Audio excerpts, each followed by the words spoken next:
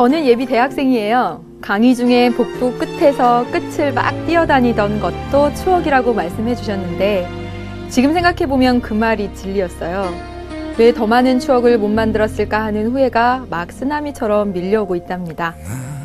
이 글을 보고 있는 예비 고3 학생들에게 한마디 해주고 싶어요. 고3들, 고3 되니까 초조하고 막 그러지? 공부한다고 추억을 멀리하면 언젠가 후회하게 된다? 야자 시간에 떠드는 것도 야자를 티는 것 같은 사소한 일도 모두 다 추억이 될 테니까 말이야. 또 학교 간판보다 자신이 무엇을 원하는지 가슴 뛰는 일을 먼저 찾으렴. 그러면 자연스럽게 무엇을 하고 싶은지 그 길을 위한 방법들을 찾으려고 노력하게 될 거야. 지루한 공부가 아닌 진심으로 하고 싶은 공부가 될 테니까. 인생에 한 번뿐인 고3, 초조하거나 불안해하면 될 일도 안 되니까 고3은 즐기는 게 답이란당. 초면에 반말 미안. 저도 교사가 꿈이랍니다. 특수교사. 멀고도 험한 그 길을 위한 1년. 작년 함께 해주신 것처럼 올 한 해도 저와 함께 해주실 거죠? 사랑합니다. 2012년 1월 9일 조남경 학생. 음악은 김동률의 리플레이. 안녕하세요. 재밌는 정치. 문제로 다가가는 개념. 특강 정치를 맡은 박봉입니다. 제가 그런 얘기를 강의 중에 했었던 기억은 납니다. 하나하나가 다 소중한 추억이 될 것이다. 다 기억 속에 떠올리면 아득하고 그런 생각이 날 것이다. 이런 얘기를 했었는데 남경이가 기억을 해두었나 봅니다. 사실은요, 너무나 무섭고도 정말 진리인 것이 뭐냐면 우리는 인생에 다시 오지 않을 하루를 살고 있다는 것이죠. 또한 여러분은 인생에 다시는 입어보지 못할 교복을 지금 입고 있는 겁니다. 무슨 행사가 있어서 대학교 때 교복 입고 데이트하는 그런 커플들도 봤어요. 대학생 커플들도 봤는데 그런 경우가 아니라면 여러분은 인생의 마지막 교복을 올 한 해 입고 계십니다. 많은 추억 그리고 많은 그런 생각들 올 한 해 하셨으면 좋겠고, 선생님이 오늘 이 시간에 누구도 추천해주지 않은 리플레이라는 김동률 씨 좋아하지만 그 노래를 튼 이유는 리플레이라는 걸 영어 단어에서 찾아보면 다시 경기하다라는 뜻도 있지만 어떤 뜻이 또 있냐면 여러분 영화나 이런 것들 있잖아요. 노래나 이런 것들을 다시 들어보다라는 뜻도 있습니다. 그래서 여러분이 정말 이 과정 다 끝나고 난 다음에 다시 돌이켜서 다시 볼 것, 리플레이 할 수 있는 것들이 꼭 있으셨으면 좋겠습니다. 남경이 말처럼 어차피 해야 되니까 불안하면 될 것도 안 되니까 다시 돌아볼 것들 만드는 소중한 시간들로 1년 꾸려가셨으면 좋겠습니다. 네, 오늘 이 시간은요, 여러분 행정과정과 행정부 벌써 14번째 주제로 오는데요. 지난 시간에 입법과정과 입법부에서 남겨두었던 문제 5문제 먼저 풀이하고 행정과정과 행정부로 가보도록 하겠습니다. 여러분 지난 시간 133쪽의 문제부터 먼저 보도록 할게요. 가나의 정치 현상에 나타나는 배경이 되는 헌법조항을 보기에서 고르는 것은 가는 보니까 검찰 수사를 받은 국회의원을 보호하기 위해 임시국회를 개최해놓고 이른바 아무것도 하지 않은 방탄국회. 그럼 방탄이 뭐냐면 뭔가를 막으려고 국회를 연 겁니다. 검찰로부터 체포를 막으려고 일부러 국회를 연 거예요. 왜냐하면 회기 중에는 체포하지 못하니까. 이런 것들은 바로 불체포 특권이 잘못 사용된 그런 사례로 보여지죠. 네. 또 하나, 국회의 각종 회의나 대정부 질문 등에서 근거 없는 유언비어에 기초해서 개인의 인신을 공격하는 경우가 또 남발하기도 합니다. 이건 바로 면책특권이 잘못 사용된 그런 예가 되겠죠. 그럼 보겠습니다. 이와 같은 현상이 나타나는 배경이 되는 헌법조항. 기억, 국회는 국회의원의 자격을 심사하며 징계할 수 있다. 의원에 대한 징계권이 있다라는 말씀드렸고 위사항과 해당 사항이 없고요. 니은, 국회는 국정감사 조사권이 있다. 라는 국정감사 조사권에 대한 내용인데 역시나 위에와는 해당 사항이 없습니다. 다음 볼게요. 국회의원은 국회에서 직무상 행한 발언과 표결에 대해서 책임을 지지 아니한다. 바로 디귿과 같은 헌법 조항이 있기 때문에 나와 같이 악용되는 사례도 나타났고요. 이렇게요. 인신공격을 하는 사례가 있고 또 보세요. 국회의원은 현행범인 경우를 제외하고는 회기 중에 동의 없이 체포되지 않습니다. 회기 중에. 그래서 회의를 일부러 여는 거죠. 임시국회를. 바로 가와 같은 사례가 또 나타나기도 하는 거죠. 그래서 여러분 정답은 가는 리을, 나는 디귿 해서 5번 고르시면 되겠습니다. 다음 볼게요. 그림은 국회의 입법 절차를 도식한 자료입니다. 보고 답하시오 했습니다. 국회의원 10인 이상 또는 정부가 제출을 하네요. 여러분 뭐죠? 법률안 제정 개정 과정에 해당이 되죠. 그래서 상임위원회 거쳐서 본회의 거쳐서 대통령 이렇게 공포하고 거부권 행사할 수 있고 이렇게 나왔습니다. 또 보세요. 나는 보니까 제안하고 공고, 국회 의결, 국민투표, 공포 과정을 거칩니다. 헌법 개정 과정이죠? 네, 그럼 문제 풀어보도록 하겠습니다. 가나 절차에 대한 학생들의 옳은 발표 내용을 보기 위해서 고르면 가에서 정부에 이송된 지 15일 이내에 대통령이 공포하지 않으면 폐기됩니다. 라고 했는데 여러분 폐기되는 것이 아니라 자동으로 공포된 효과를 내게 됩니다. 그래서 여러분 저기 앞에 보시면요. 어디 있냐면요. 우리 교재에 이쪽이 없군요. 예, 행정부 쪽에 있군요. 네, 그래서 폐기되는 것은 여러분 아닙니다. 또 니은 가에서 대통령제 정부 형태와 의원내각제 정부 형태의 특징이 모두 다 있죠. 대통령제 정부 형태의 특징으로서 거부권이 있고요. 그리고 의원내각제 정부 형태의 특징으로서 정부가 제출할 수 있습니다. 법률안 제출권이 있었죠. 그래서 모두 다 나타나고 있습니다. 또 보세요. 나에서 법안에 대해서 이의가 있다면 대통령은 거부권을 행사할 수 있습니다. 여러분, 나는 여러분 헌법 개정입니다. 여러분 헌법에서는요. 대통령이 거부권을 행사할 수 없습니다. 여러분. 틀렸어요. 네, 틀렸고요. 리을 보시면 가보다는 나가 국민자치 이념에 더 충실한 절차입니다. 왜요, 여러분? 나 가운데는 국민자치 이념. 다시 말하면 직접민주정치를 했을 때 국민자치를 더 잘 실현할 수 있고 직접민주정치의 요소로서 국민투표제도가 나에 들어가 있으니까 이렇게 말할 수도 있겠네요. 따라서 정답은 여러분 니은 리을하는 4번 이렇게 고르시면 되겠습니다. 다음 볼게요. 위 그림의 기억에서 미음에 대한 설명으로 옳은 것은 했습니다. 여러분 기억이 뭐였냐면 상임위원회였습니다. 상임위원회는 의사 진행에 관한 중요한 안건을 협의하기 위한 기구이다. 여러분 의사 진행, 국회의 의사 진행에 대한 그런 안건을 협의하기 위한 기구가 네가 아니라 여러분 여기는 교섭단체에 해당이 되죠. 네. 여러분 상임위원회는 의사 진행에 관한 안건이라기보다는 전문적인 심의 이런 용어가 나와야 되고 전반적으로 회의 일정을 어떻게 잡을지 국회 운영에 관한 것들을 협의하기 위해서는 교섭단체다라고 해야지 맞습니다. 조금 더 분명히 나왔으면 좋았을 거라는 생각이 좀 들고요. 니은에 보시면 니은은 뭐였냐면 여러분 니은은 환부거부입니다. 환부거부된 법률안의 재의결에는 제적의원 3분의 2 이상 여러분 아니죠. 제적의원 과반수가 출석한 출석의원의 3분의 2 이상이죠. 그래서 여러분 틀렸습니다. 또 볼게요. 3번 디귿. 여러분 디귿이 뭐였냐면 디귿 제안입니다. 헌법 개정안의 제안은 국회뿐만 아니라 국민도 할 수 있다. 여러분 국민은 못하고요. 대통령이 할 수 있죠. 틀렸고요. 리을은 여러분 리을 딱 보니까 그 헌법 개정 과정에서 국회 의결입니다. 헌법 개정할 때 국회 의결은요. 제적의원 과반수 출석과 출석의원 과반수가 아니라 제적의원 3분의 2가 바로 여기 들어가죠. 그래서 틀렸네요. 그럼 정답은 5번이 되겠는데 미음 볼까요? 미음 국민투표. 국민투표를 할 때 국회의원 선거권자 과반수가 투표하고 투표한 사람의 과반수가 찬성하면 통과된다. 정답은 여러분 5번이 되겠습니다. 다음 문제 볼게요.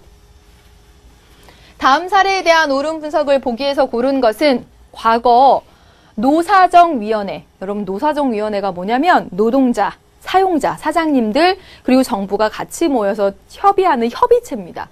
그래서 환경노동위원회 표결에서 정치적인 이유로 불참선언을 한 A당의 당론을 거부하고 찬성 표결을 한 전국구 출신의 동그라미 세모 의원이 각각 당권 정지와 제명이라는 징계 조치를 받았습니다. 여러분 여기 보시면 당의 전체적인 의견이 있는데 당론을 거부했다는 이유로 이런 조치들을 받았네요. 특히 이 동그라미 의원은 동티모르 파병 동의안 표결에서 불참을 결정한 A당의 당론에 맞서서 찬성 입장으로 했다가 참가했다가 정치적 소신에 따른 투표에 대해서 A당은 당론을 어겼다는 이유로 우리 당에서 나가라 이렇게 했다라고 합니다.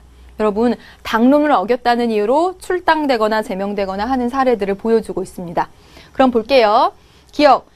A당의 기억 조치로, 여러분 기억 제명이라는 조치로 이 의원은 국회의원의 자격이 박탈되는 것은 아니다. 여러분 맞죠?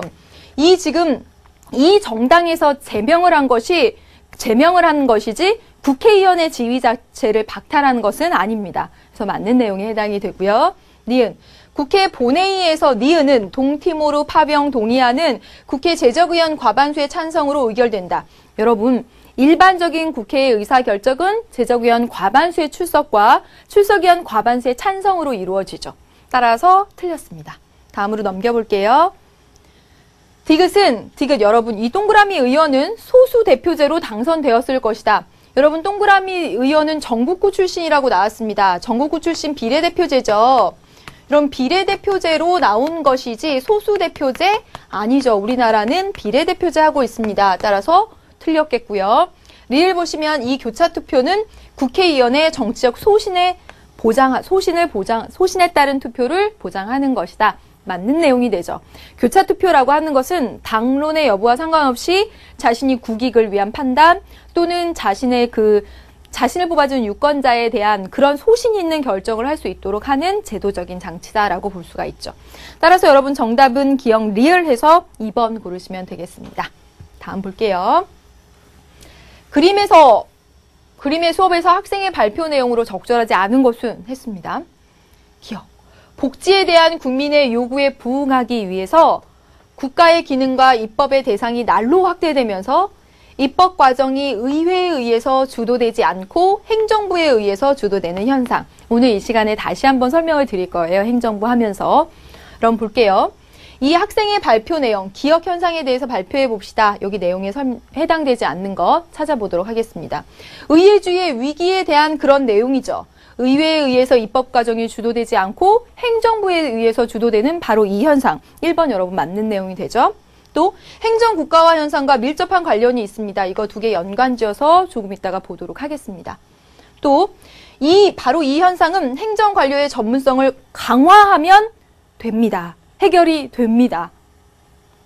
틀렸죠, 여러분? 왜냐하면 이 현상은 보세요. 입법 과정이 의회에 의해서 주도되지 않고 행정부가 날로 비대화되는 겁니다. 그런데 행정부의 전문성을 더 높인다? 그럼 행정부의 주도가 더 커지겠죠. 행정부가 더 주도적으로 나가겠죠.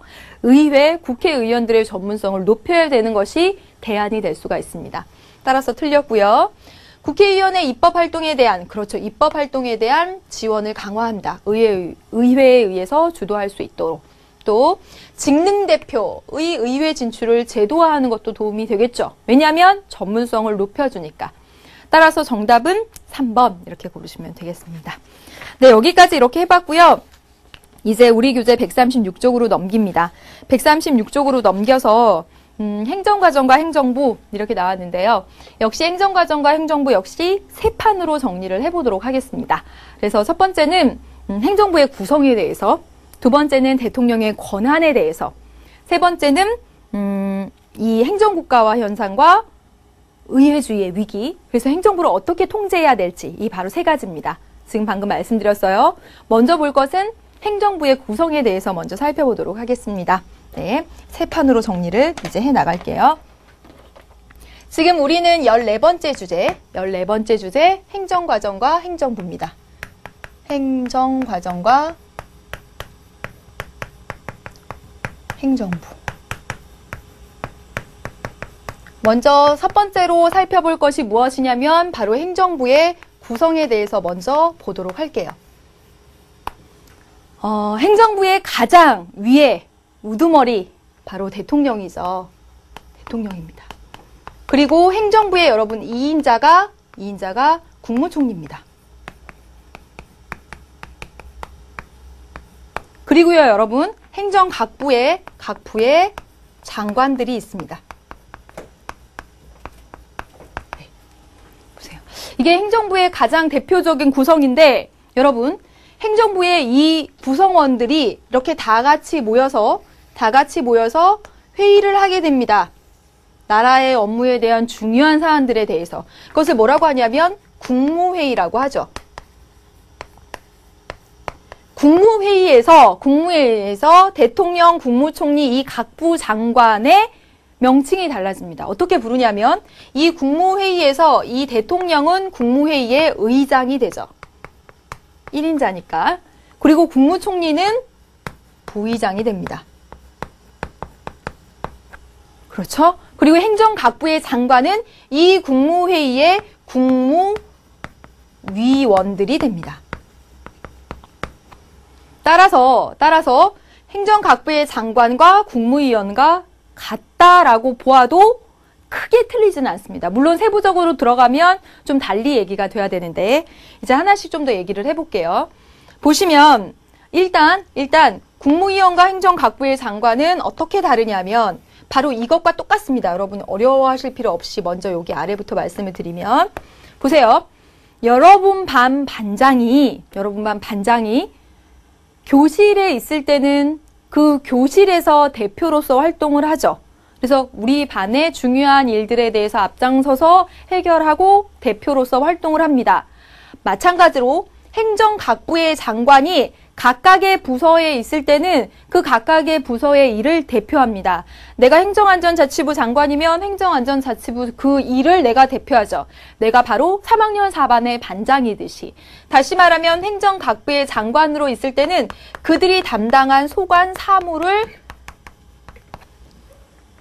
사무를 담당하게 되죠. 그들의 소관 사무를 담당하게 되죠. 그런데 보세요. 그런데 여러분, 이 반장들이 전교회의에 참석합니다. 그러면 이 반장들은 우리 반 일만 얘기하고 있을까요? 아니죠. 우리 학교 전체의 일, 이번에 축제는 언제 할지, 그리고 아주 전체적인 그런 일들을 같이 토의합니다. 다시 말하면 이 반장들이 우리 전체 학교 전체의 그 회의에 참석할 때는 학교 그 전체 회의의 하나의 위원으로서 참석을 하게 되는 겁니다. 똑같이 이 장관들이 그 담당 거기 부서에 있을 때는 소관 사무를 보지만 국무회의의 한 일원으로 참석할 때는 나라 정치에 전반적인 그 사무에 다 관심을 갖게 되죠. 그래서 이런 차이가 있습니다, 여러분. 그 다음에 여러분 여기서 하나 또 기억하셔야 될 건 뭐냐면 장관은 이 행정각부의 장관은 국무위원 중에서 선출하도록 되어 있습니다. 다시 말하면 국무위원이 먼저 정해지고 그 국무위원 가운데 행정각부의 장관이 꾸려진다는 거죠. 따라서 모든 행정각부의 장관은 모두 국무위원입니다. 물론 국무위원 가운데에서는 장관이 아닌 국무위원이 있을 수도 있겠죠. 왜냐하면 원칙적으로 국무위원이 먼저 꾸려지고 그 국무위원 가운데서 장관을 임명하니까. 네, 이렇게까지 해봤고요. 또 보세요. 이 국무회의는 우리나라에 있는 의원 내각제적 요소입니다. 의원 내각제적 요소예요. 즉 뭐냐면 의원 내각제 정부 형태를 하고 있는 그런 국가의 내각과 유사하다라는 측면입니다. 비슷해요. 그런데 실제로는 좀 차이가 있습니다. 뭐냐면 이 내각은요, 실제로 의원 내각제 국가에서 뭔가를 결정하는 의결기관입니다. 결정하는 기관이에요. 그런데 우리나라의 국무회의는 결정하는 기관이 아니라 물론 이 관례적으로 의결한다라는 말을 쓰긴 하지만 심의기관입니다. 심사숙고해서 의논하는 심의기관이 된다고요. 따라서 이 국무회의에서 의논한 사항은 대통령을 구속하지 않습니다. 구속하지 않아요. 대통령이 따르지 않아도 된다라는 말입니다. 왜냐하면 결정한 것이 아니기 때문에 심의기관이다. 대통령을 구속하지 않는다. 꼭 알아두셔야 되겠죠. 또 보겠습니다, 여러분. 국무총리의 역할을 보면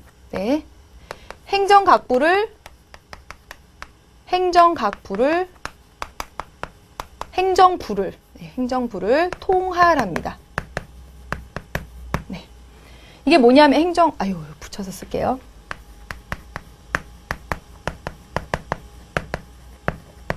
네.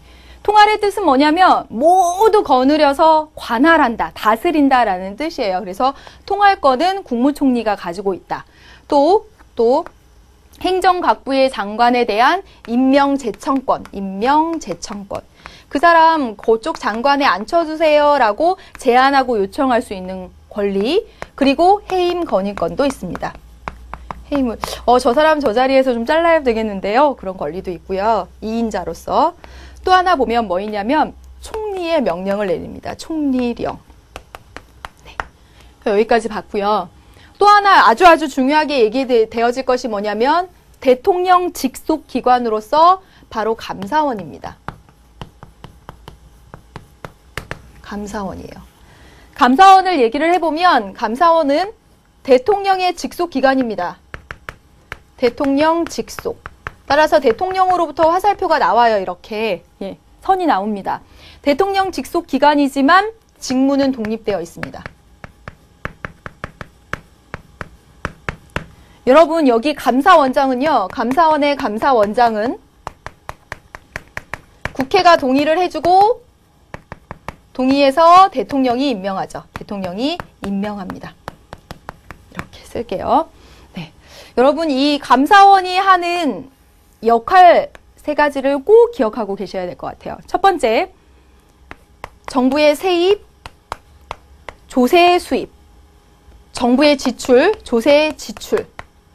이것의 결산을 검사합니다. 결산을 검사합니다. 어떻게 돈을 썼고 또 뭐가 남았고 하는 그 마지막에 그 장부들을 결산 검사해요.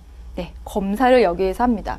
또한 법률이 정한 단체 또는 국가가 정한 단체의 회계 검사를 합니다. 정말 어디로 빠져나간 돈은 없는지 잘못된 것은 없는지 비리는 없는지 이런 거.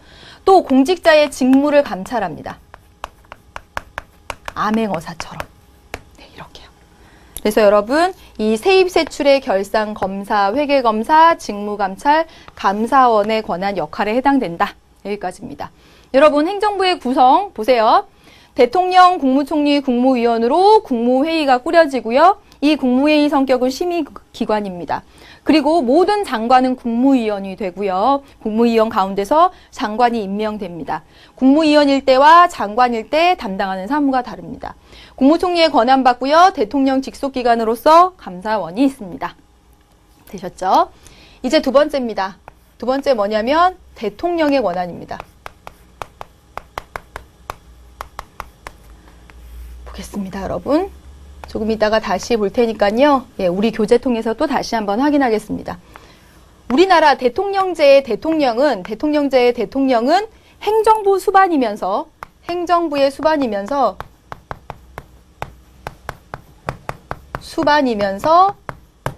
국가 원수입니다.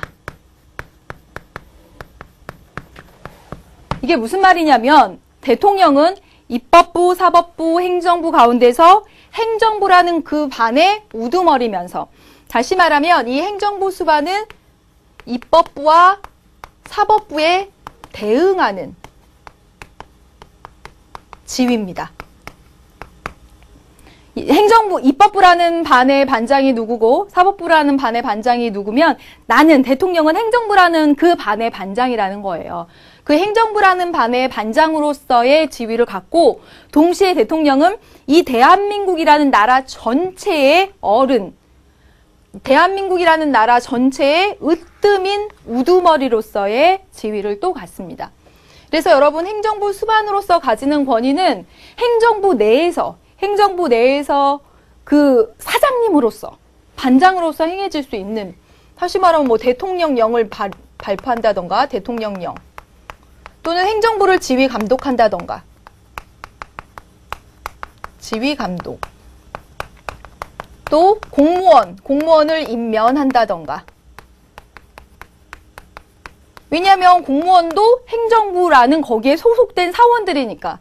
따라서 사원들을 임명하고 면하고 잘라버리고 하는 권한들을, 이런 것들을 행사할 때는 행정부라는 그 반의 사장님으로서 행사하는 권한들이라는 거죠. 그리고 또 하나, 이제 국가 원수로서 행사하는 권한들을 한 4가지 보도록 하겠습니다. 국가 원수로서 대통령은 국가를 대표합니다. 국가의 가장 으뜸인 우두머리로서 대통령은 우리 국가와 헌법을 지킵니다. 헌법을 수호하는 제일 앞에 있습니다. 또 국가의 제일 우두머리로서 대통령은 나라 정치를 조정하는 기능을 가지고 있습니다. 그리고 나라의 가장 으뜸인 우두머리로서 헌법기관 구성권을 가지고 있습니다. 네. 그럼 보세요. 여기 구체적으로 들어가는 내용들은 조금 이따가 우리 교재를 통해서, 수능특강 교재를 통해서 다시 한번 보게 될 텐데, 여러분, 여기 국가대표로서의 권한을 갖는다. 대통령은 국가의 으뜸인 우두머리로서 국가대표로서 권한을 갖는다라고 할 때는 늘 기억하셔야 될 것, 외국과의 관련성 속에 있는 제시문들이 나오면 외국과 조약 체결한다. 그러면 국가 원수로서 국가대표의 권한을 한 것입니다. 이런 식으로. 네.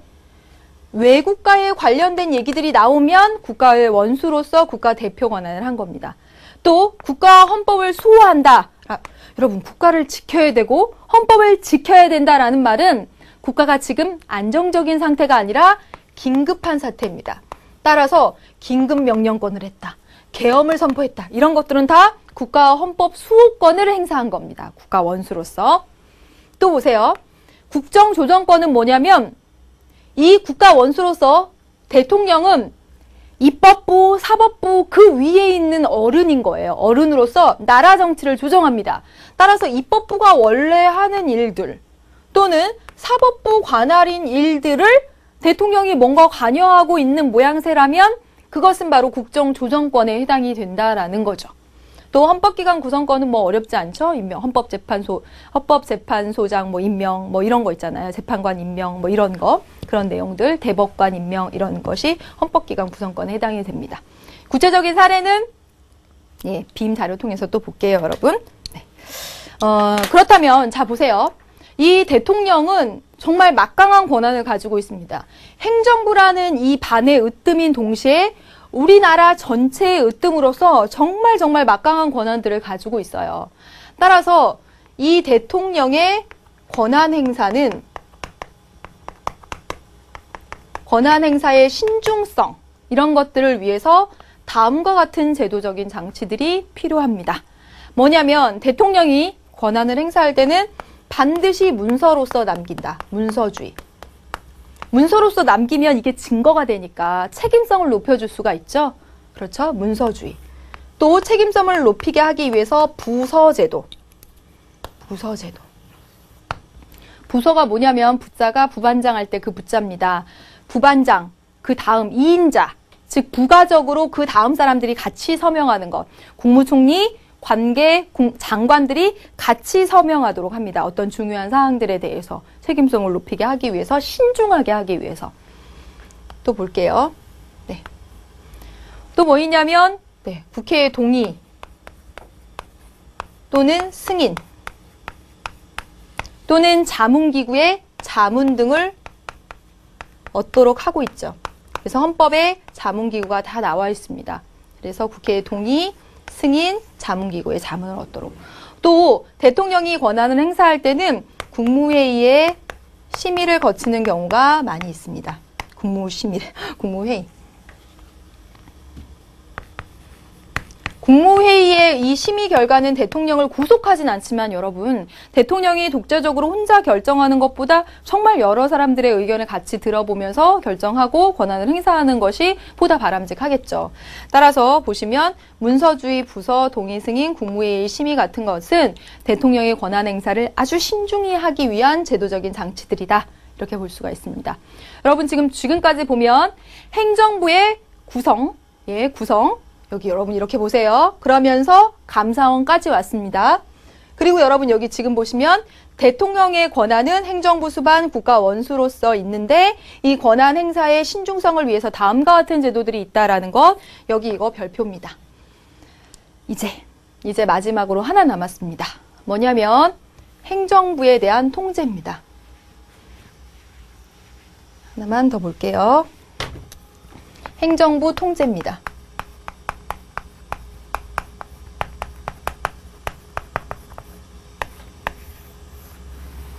여러분 어떤 일이 벌어졌냐면요. 바로 이겁니다. 행정국가화 현상입니다. 행정국가화 현상은 왜 나타났냐면 현대사회가 복지국가를 지향하고 그리고 굉장히 복잡하게 되었어요. 복잡화되면서 뭔가 어떤 정책을 만들어내거나 할 때 굉장한 전문성과 또 조직이 요구된다라는 거죠. 조직이. 그런데 여러분 보시면 국민의 대표기관이 의회는 전문성도 행정부보다 떨어지고 행정부의 구성원들은 아주 시험이라는 그런 과정을 통해서 구성이 되잖아요. 그러니까 전문성도 떨어지고 행정부의 조직이라는 건 정말 피라미드 체계로 척척척 이렇게 조직화되어 있잖아요. 따라서 복지사회를 요구하고 복잡화된 현대사회에서 더 잘 정책을 만들어내고 수행할 수 있는 기관은 의회보다는 오히려 행정부라는 거죠. 그래서 그에 따라서 행정부가 비대화되게 되었습니다. 행정부가 비대화되면 필연적으로 뭐가 같이 나타나냐면 의회주의의 위기가 나타나게 되죠. 의회주의의 위기, 의회의 약화가 나타나게 됩니다. 그래서 행정국가화 현상과 의회주의의 위기는 같이 쌍으로 가게 돼요. 물론 의회주의의 위기를 가져온 다른 요인들도 있습니다. 뭐냐면 정당국가화 현상 또는 지역대표제의 한계 이런 것도 적을 수가 있습니다.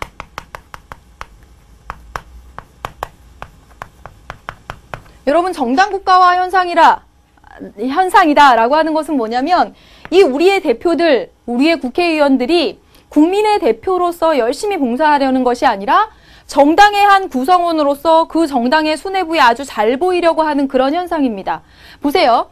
행정부는 전문성도 뛰어나고 조직화되어 있어서 이 현대사회 요구를 아주 잘 받들어서 나날이 커져가고 있는데 의회는 의회의 그 대표들은 국민의 그런 요구를 잘 수렴하려고 생각하지 않고 정당의 한 일원으로서 어떻게 하면 다음에 또 국회의원 하지? 이런 것들에 몰두되어 있고 또 하나는 우리 국회의원들을 어떻게 뽑고 있냐면 지역대표로 뽑고 있습니다. 즉 전국을 200 몇 개의 조각을 내서 그 각각의 지역마다 1등한 사람들이 국회의원이 되는 거예요.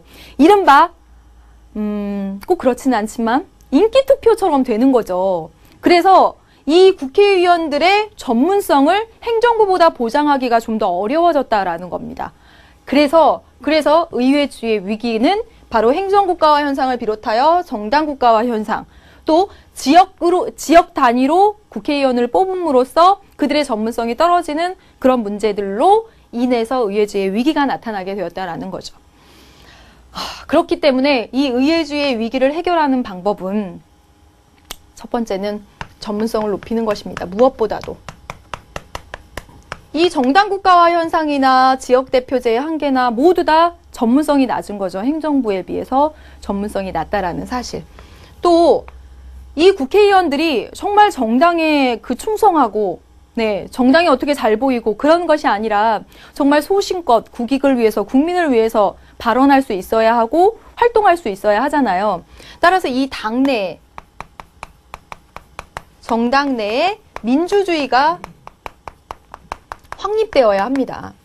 정당 수뇌부들에게 잘 보여야 하고 그런 상황에서 어떻게 정말 국민의 대표로서 잘 할 수가 있겠습니까? 또 하나만 더 쓰면 국민의 참여겠죠. 참여와 관심 이런 것들이 필요하겠죠. 그래서 우리 교재에는 사실 의회주의의 위기가 13 입법과정과 입법부에 나왔지만 행정국가화 현상 의회주의 위기 다시 연결해서 여기서 이야기를 해보았습니다. 그렇다면 여러분 이러한 행정국가화 현상을 해결하기 위해서는 이 행정부에 대한 제도적 통제가 필요하다는 거죠. 그래서 이 행정부에 대한 통제는 행정부 내부뿐만 아니라 행정부 안에 내부뿐만 아니라 국회도 그리고 법원도 그리고 헌법재판소도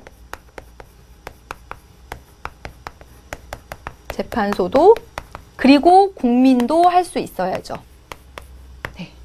왜 행정국가화 현상이 문제인 것이냐면 이 행정부의 구성원들은 우리가 뽑아준 사람들이 아닙니다. 그렇죠. 우리가 뽑아주지 않은 정말 공부 잘해서 고시 패스하고 공무원 시험 봐서 들어간 그들이, 관료들이 우리를 지배하는 거예요. 그래서 그들이 우리를 지배하면서 우리의 기본권이 만약에 제한이 된다면 그것은 올바르지 않는 거죠. 우리가 뽑아준 우리의 대표에 의해서 그러한 일들이 나타나고 국익과 공익을 위해서 어떤 활동들을 하는 모습들이 나타나야지 이것들은 바람직하지 못하잖아요. 그렇기 때문에 내부적으로 국회, 법원, 헌법재판소, 국민들도 이런 행정국가화 현상에 대한 그런 통제 장치들을 가지고 있어야 되겠다. 그래서 여러분, 뭐 내부적으로 보자면 꼭 기억하셔야 될 거 행정심판. 여러분, 행정재판 소송이 아니라 심판입니다. 이 심판은요, 행정부 내부에서 하는 거예요. 네. 또 뭐 있냐면 조금 이따 보겠지만 국민권익위원회의 활동.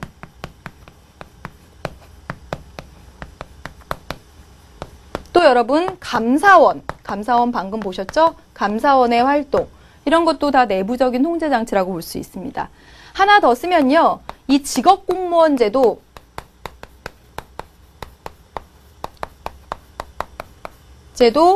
행정에 대한 통제 장치 중에 하나다라고 볼 수가 있습니다. 왜 그러냐면 왜 공무원을 직업공무원으로 두었을까요? 여러분, 직업으로 공무원을 두지 않으면 어떤 일이 발생하냐면 제가 공적인 업무를 담당합니다. 지금 현재 정권한테 잘 보여야지, 아니 혹은 다음번에 다음 정권 교체가 되려나? 다음 사람들한테 잘 보여야 되나? 따라서 공무를 직업이 아닌 어떤 정치 권력한테 잘 보여야지만 그 공무를 담당해서 그 돈을 벌고 그렇게 살려면 그 정치 권력들에 대해서 끊임없이 눈치를 봐야 되는 거예요. 국민에게 봉사하는 것이 아니라 막 권력에 여기 눈치 보고 여기 눈치 보고 여기 눈치 보고. 따라서 행정이 제대로 된 역할을 수행할 수가 없게 된 거죠. 따라서 공무원은 어떤 정치 권력에도 눈치 보지 않게, 네, 그럴 필요 없게 직업으로서 보장한 것. 이거 바로 행정의 중립성을 위해서입니다. 예, 중립성을 위해서요. 여러분, 여기 들어가는 제도들은 우리 교재통에서 또 하나하나씩 보도록 하고요. 여러분 여기다 이렇게 써서 한번 적어 넣어 보세요. 네. 그러면 여기까지 이렇게 정리를 했고 우리 교재에서 있는 내용들을 차근차근 보도록 하겠습니다. 여러분, 우리 교재 136쪽에 보도록 할게요. 정부 형태에 따른 국무총리의 헌법상 지위, 이렇게 나와 있습니다. 이걸 모두 암기하실 필요는 없고 참고적으로 한번 보는데요. 의원 내각제에서 이 총리는 실질적인 행정부 수반이죠. 그렇죠? 행정부 수반입니다. 대통령제에서는 대통령이 행정부 수반인데 의원 내각제에서는 총리가 행정부 수반입니다. 또 이원 집정부제라는 정부 형태를 가면 평상시에는 의원 내각제와 같이 행정부 수반으로서의 역할을 하고요. 비상시에는 대통령을 보좌하는 그런 기관으로 이제 지위가 바뀝니다. 자, 보세요. 의원 내각제든 이원 집정부제든지 간에 평상시라고 한다면 행정부 수반으로서의 지위를 누리죠. 그런데 대통령제에서는요, 일반적으로는 그 국무총리라는 것이 없습니다.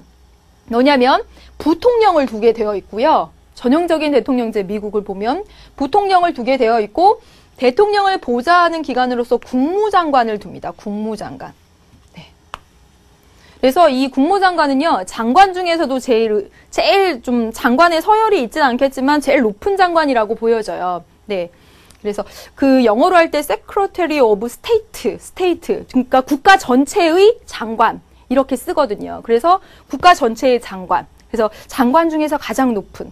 그래서 대통령제에서는 일반적으로 부통령을 두고 대통령을 보좌하는 기관으로 국무장관을 두는 것이 일반적인데 우리나라는 좀 또 다릅니다. 우리나라는 대통령제를 채택하면서도 부통령이 없고요. 이 국무총리를 두고 있다라는 거고요. 국무총리가 대통령이 자리를 비웠을 때 2인자로서 대응을 하게 되는 거죠. 네. 다음 보겠습니다. 넘겨주시죠. 네. 다음 몇 페이지가 되냐면요. 여러분 137페이지가 됩니다. 137페이지예요. 넘겨주시죠. 네, 보겠습니다. 보시면 권한의 국가 원수로서의 권한이 있고 행정부 수반으로서의 권한이 있죠. 여러분 한번 잘 챙겨 넣을 수 있는지 절대로 다 암기하실 필요는 없어요. 암기하실 필요는 없고요. 이 행정부 수반으로서의 권한 빼놓고 국가 원수로서의 권한을 볼 때 선생님이 아까 뭐 어떻게 말씀드렸냐면 조약을 체결해요. 외교사절의 신임 접수, 선전포고, 외국 승인 이렇게 해요. 여러분 외국과의 관련성 속에 있으면 절대로 이거 외워서 쓰라고 안 나오니까 이런 권한들이 나와 있으면서 어머 이거 외국과 관련이 있네? 이렇게 하면 여기 뭐라고요? 국가 대표로서의 권한 이렇게 쓰라고요 여러분. 또 보세요. 여기 보시면 긴급 재정경제처분 및 명령권, 계엄선포권 이것도 국가가 긴급한 사태 때 그렇죠? 또 보세요. 위헌정당 해산 제소권 여러분 요거 하나만 조금 기억을 해둡시다. 헌법에 위배된 정당이 나타나서 우리나라 민주질서를 막 위협하려고 해요. 여러분 다 보세요. 긴급사태입니다. 긴급사태 때 어떻게 해요? 국가와 헌법을 수호한다. 절대로 외우려고 하지 마십시오, 여러분. 네, 지금 하시는 것처럼, 지금 보는 것처럼. 보세요, 여러분. 지금 대통령의 권한인데 보니까 국회에 임시회를 소집하래요. 그리고 법률안을 공포하고 거부하고 또 법원에서 뭔가 판결을 낸 사항에 대해서 사면해주고 가명해주고 막 이렇게 합니다. 또 헌법 개정안을 제안합니다. 지금 보시면 여기 있는 내용들은 입법부에서 또 여기 있는 내용들은 사법부와 관련성 있는 것들을 대통령이 좌지우지 막 이렇게 하고 있죠. 왜요? 대통령이 나라의 큰 어른으로서 나라 정치를 국정을 나라 정치를 조정할 수 있기 때문입니다. 국정조정권은 입법부와 사법부의 관련성 속에서 생각하라 라고 말씀을 드렸죠. 바로 그 내용입니다. 또 보세요. 대법원장, 국무총리, 감사원장, 헌법재판소장, 임명권 여러 이거 뭐죠? 헌법기관 구성권.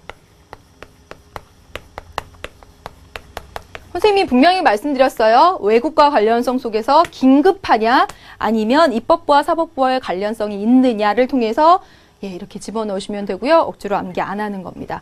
그리고 행정부 수반으로서의 권한 보시면 행정부 내 결정권, 그 다음에 정부 구성권, 여기 보시면 공무원 임명권. 왜냐하면 행정부에 근무하는 사람들이니까 행정부 사장님으로서 해야죠.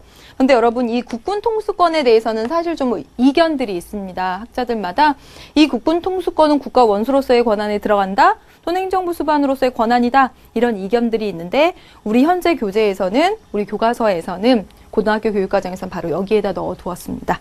네, 이제 다음 보도록 할게요, 여러분. 정부 형태에 따른 대통령의 헌법상 지위 이렇게 나왔습니다. 여러분 보시면 대통령은 헌법상 어떤 지위를 가지느냐? 대통령제에서는 여러분 국가 원수로서의 지위와 행정부 수반으로서의 지위를 동시에 가집니다. 그렇죠, 여러분? 그래서 집행부가 일원적인 구조다라고 한 것은 행정부의 수반이 국가 원수이면서 동시에 행정부라는 반의 대표가 되니까.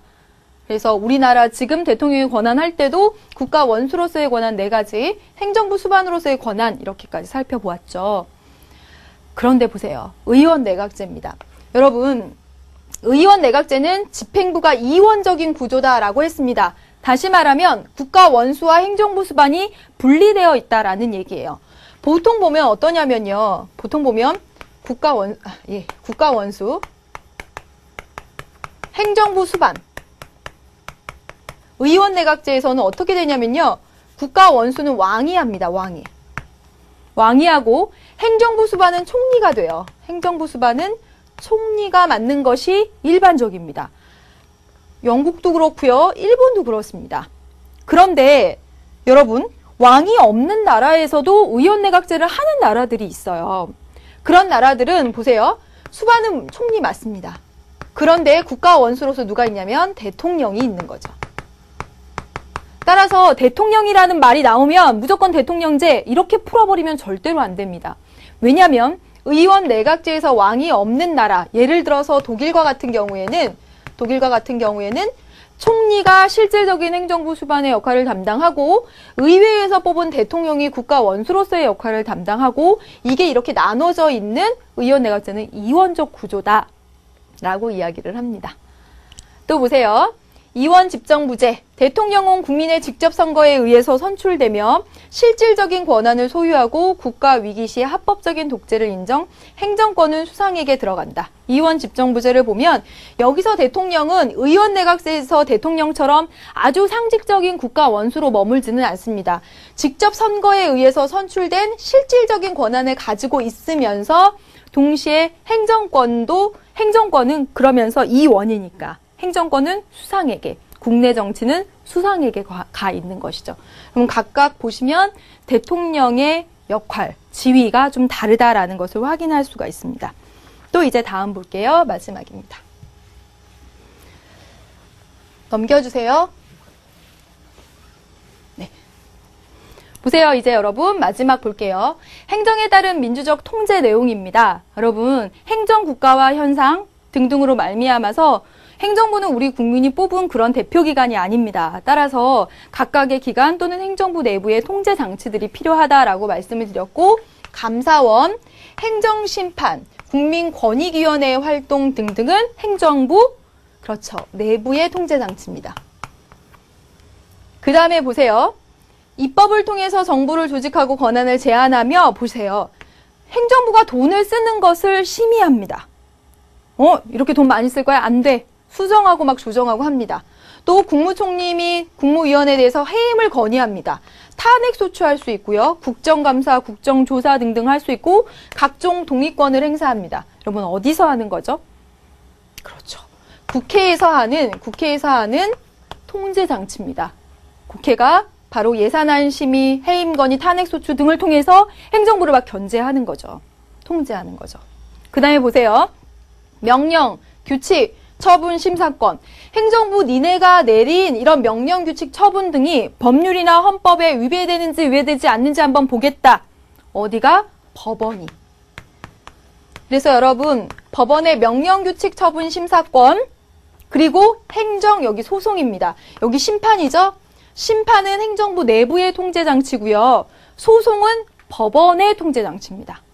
법원의 통제장치. 기억하시고, 공권력의 행사나 불행사에 의해서 기본권을 침해당한 경우 헌법소원 심판. 누가요? 그렇죠. 헌법재판소가. 우리 뒤에 가서 이제 또 다시 배우게 됩니다. 그래서 이것은 바로 헌법재판소가 너네 공권력을 행사하는데 그 국민의 기본권 침해했는지 아닌지 한번 보겠어. 통제하는 거죠. 통제장치의 하나로 해당이 됩니다. 국민은 보면요, 이런 각종 행정심판, 감사 이런 것을 청구할 수 있는 청구, 청원권, 또 국민의 행정감시활동, 또 참여, 선거권 행사, 이익집단 활동, 시민단체 활동 등 이런 모든 것들이 사실은 행정부에 대한 통제가 됩니다. 그래서 여러분 이렇게 보시고요. 여기서 하나만 딱 하면 여기 행정심판과 행정소송 달리 구분하셔야 되겠고, 행정부 내부, 국회, 법원의 통제장치까지 해서 여러분 잘 구분을 해주시길 바라겠습니다. 네, 여기까지 했어요. 여러분 여기까지 해서 오늘 행정부 세 판으로 정리했고, 또 교재에 있는 내용들도 138페이지까지 봤습니다. 다음 시간에 문제로 다가가는 개념도 보고 또 문제풀이도 또 진행해 나가도록 하겠습니다. 고생 많으셨어요. 여러분 안녕.